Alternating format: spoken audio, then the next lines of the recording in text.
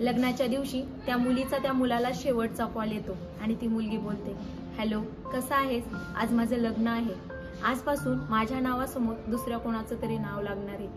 आणि माझं लग्न होत असताना एवढं सगळं दुःख तू घेऊन एवढं कसं काय गप्प बसलंय, माझं मलाच काही कळत नाही.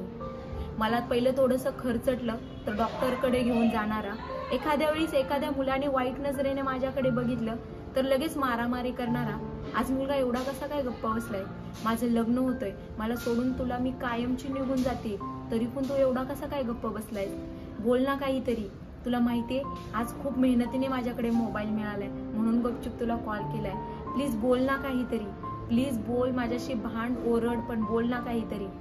तेवढ्यात तो मुलगा तिकडून हळू आवाजात त्या मुलीला बोलतो, हॅलो आज तू खूप खुश असशील ना, आज तुझं लग्न आहे, आज तर तू खूप खुश असशील, आज तू शालू नेसला असशील ना तर खूप गोड परीसारखी दिसत असशील.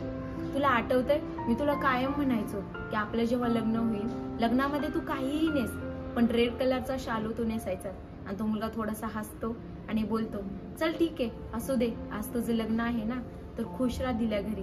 हा एक गोष्ट लक्षात ठेव, तिथं रोज सकाळी लवकर उठत जा, मी नसणार आहे तुला कॉल करून उठवायला. आणि तिथे तुला कोणी पण काहीही बोललं ना रागराग करू नको, प्रत्येक जण तुझा रागराग सहन नाही करू शकणार.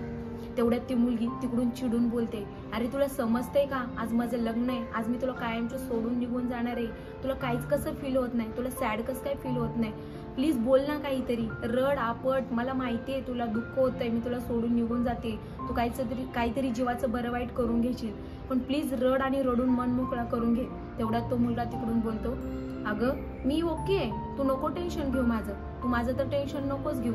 हा तुला वाटत असेल की मी जीवाचं काहीतरी बरं वाईट करून घेईल, मी माझ्या जीवाचं बरं वाईट काहीच करून घेणार आहे, मी माझ्या आई वडिलांसाठी जगणार आहे. आणि हा आपल्याला शेवटचा कॉल असेल, इथून पुढे तुम्हाला कॉल नको करू आणि दिल्या घरी तू सुखी राहा, असं बोलतो आणि मुलगा तो कॉल कट करतो.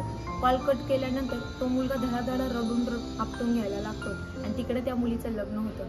सांगण्याचं तात्पर्य हेच आहे की मुलीनो, एखाद्या मुलावर प्रेम करताय ना तर बिनधास्त लग्न करण्याची पण धमक ठेवा, उगीच त्या मुलांचं आयुष्य बर्बाद नका करूया. आणि हा माझा व्हिडिओ कसा वाटला मला नक्की कमेंट बॉक्समध्ये कमेंट करायला विसरू नका. आणि माझे जर व्हिडिओ आवडत असतील तर प्लीज शेअर करायला विसरू नका आणि व्हिडिओला लाईक करायला विसरू नका. थँक्यू.